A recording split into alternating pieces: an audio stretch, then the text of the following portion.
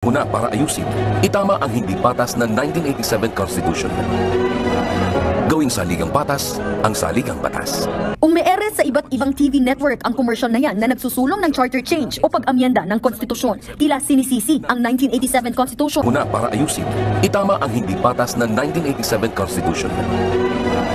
Gawing saligang patas ang saligang batas. Umeere sa iba't ibang TV network ang commercial na yan na nagsusulong ng charter change o pag-amyenda ng konstitusyon. Tila sinisisi ang 1987 Constitution. Magandang araw mga kaibigan. Yun pong ads na napanood natin. Napapanood na po yan sa iba't ibang TV stations. Ang tawag nila is EDSA Puera ads. Bakit EDSA Puera? Yung sinisisi ng ads na yan, yung 1987 Constitution na sa katuparan sa ating bansa dahil sa EDSA Revolution ng Cory Government. Yan daw ang dahilan ng paghihirap ng taong bayan.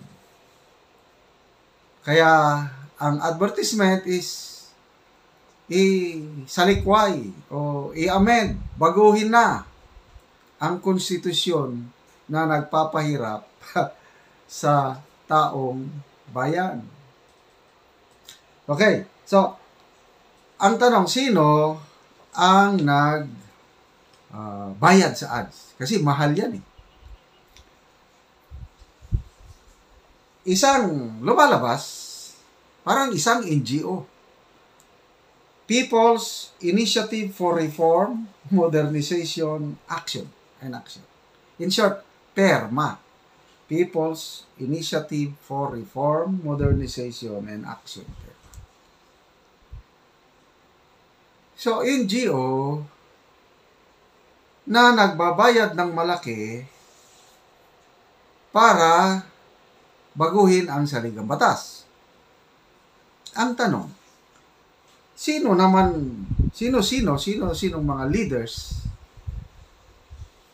ng NGO na ito na willing, nagagastos ng limpak-limpak na salapi para amyendahan ang konstitusyon? Kung ikaw, mayaman ka, businessman ka, o ikaw, parang kaduda-duda. Analysis ko lang ito, opinion ko. Kaduda-duda na itong NGO na PERMA ay sila ang gumagastos nito. Tingin ko, may iba na nagbibigay ng pera para sa ads na ito. Kaya lang, ang NGO na PERMA, sila lang ang nasa harapan na nagpapaperma. Ay, nako. Ano pa? Napanood ko yung vlog ng Batas with Attorney Claire.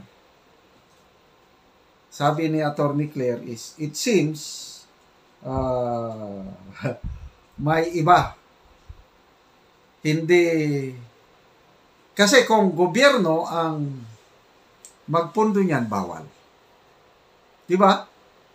Kasi People's Initiative.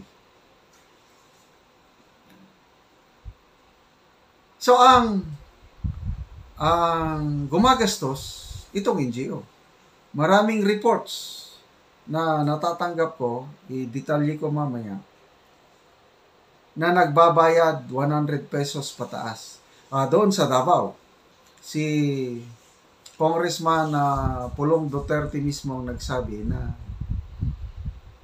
100 pesos ang bayaran doon. Sa ibang lugar naman, ayuda. Sa ibang lugar, kanya-kanyang pakuloy. May raffle ticket. I-discuss ko in details yung mga text or tawag sa akin. Ito, according to Senator Amy, lumalabas, patutsada lang ito ni Senator Amy, na itong NGO na pirma, ang kapartner, patutsada lang ito DSWD and DILG. Bakit?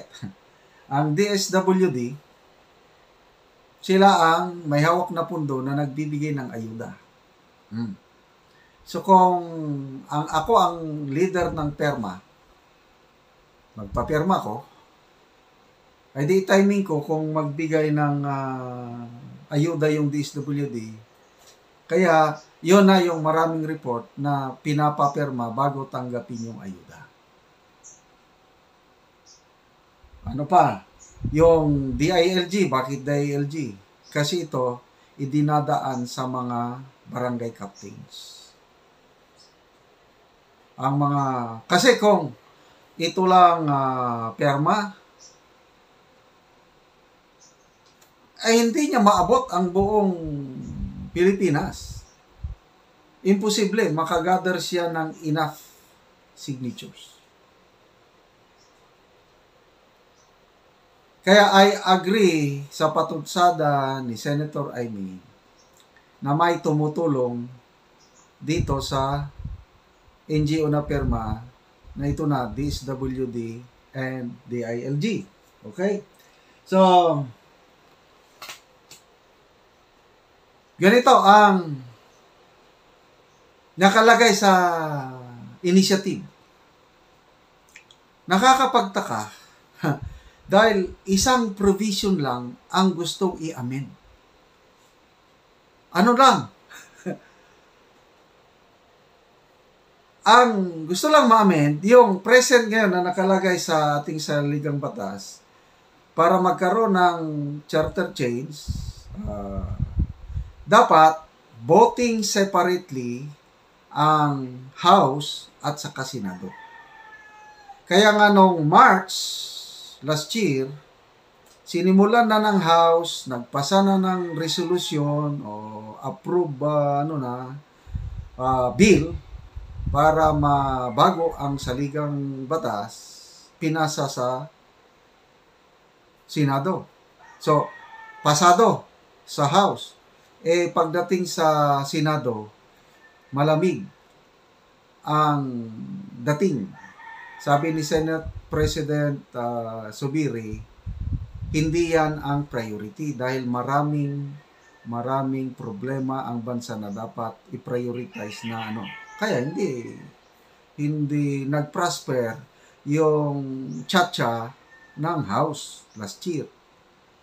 Diyan din sa Senado, si Senator Padilla, nagkaroon din siya ng initiative, charter change, wala rin. So, safeguard po sa ating konstitusyon na ilagay noong 1987 na bago mapalitan yung konstitusyon dapat voting separately itong dalawa. Ang People's Initiative, ang sinasabi, ang pinapapirman sa mga tao na mabago yung provision na voting separately ang House at Senado. Ngayon, joint na lang. So, kung joint na lang, ilan ang kongresista? 314. I'm not sure yung exact. Tapos 24 senators mag-joint. Ay, siguradong talo ang mga senador. Pag nakagather ito ng enough signatures, talagang yung gustong mangyari ng utak ng pagpapapirma mangyayari. At ang nakikita, yung naisisiwala,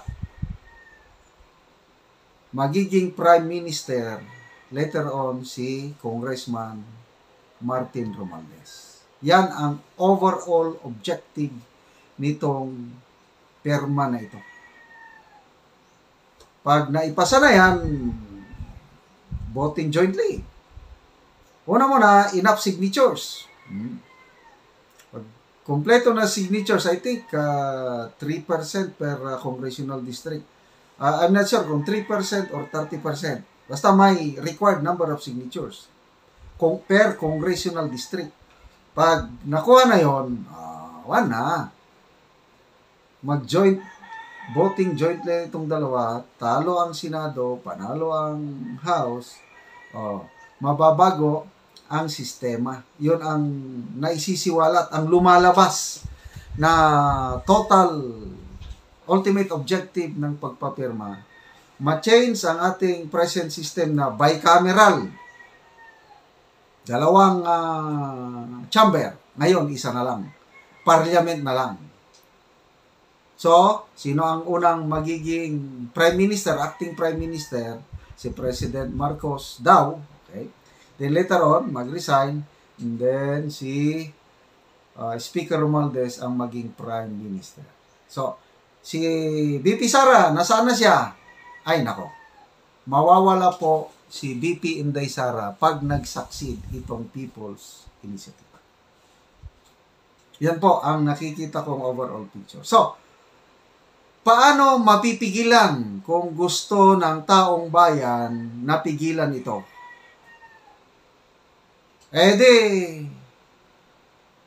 May ad sila na magpirma kayo.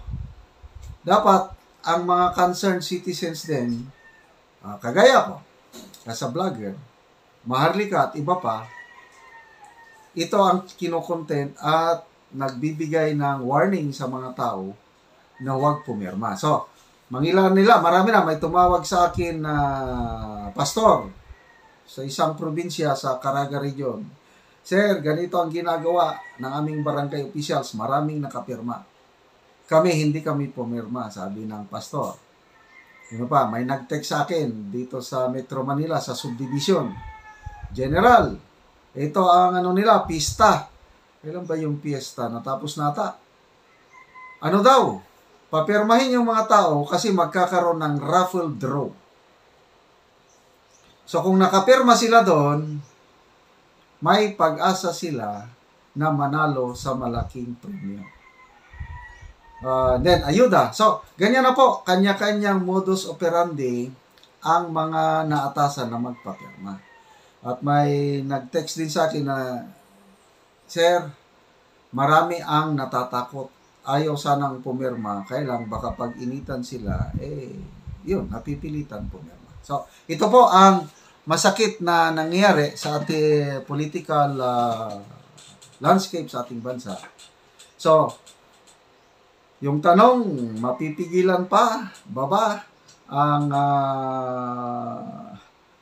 pag-amend sa Constitution through itong People's Initiative. According to Senator Pimentel, narinig ko sa isang is bribe initiative, suhol eh. Ang sinabi ko sa pastor, kasi very worried yung pastor, bahala na ang Diyos kung mag-succeed sila dyan o hindi. So, ako, sa vlogger, ito, sinasabi ko, huwag kayong pumirma, intindihing maigi. Yun ang aking maitutulong, manawagan, mag-ingay. So sana marami pang ibang vloggers na mag-ingay din para mas lalong ma-inform. At sana, dasal na lang po tayo sa Diyos na hindi sila makagather ng enough na perma. Para kung ano talaga ang nararapat mangyari, kung talagang People's Initiative, then let it be yung tunay na People's Initiative. Kung di pwede, Constitutional Convention, Constituent Assembly, ang daming paraan. Kaya lang, I agree with Senator Subiri, hindi ito priority, itong charter change. Ganon din ang sinabi ni Senator Amy, na sabi ng Pangulong Marcos Jr., hindi priority ang tsa-tsa. Bakit ito ang prina-prioritize ng mga nasa likod ng perma? So, sana hindi magtagumpay ang masamang balak kung sino man ang nasa likod ng perma na ito.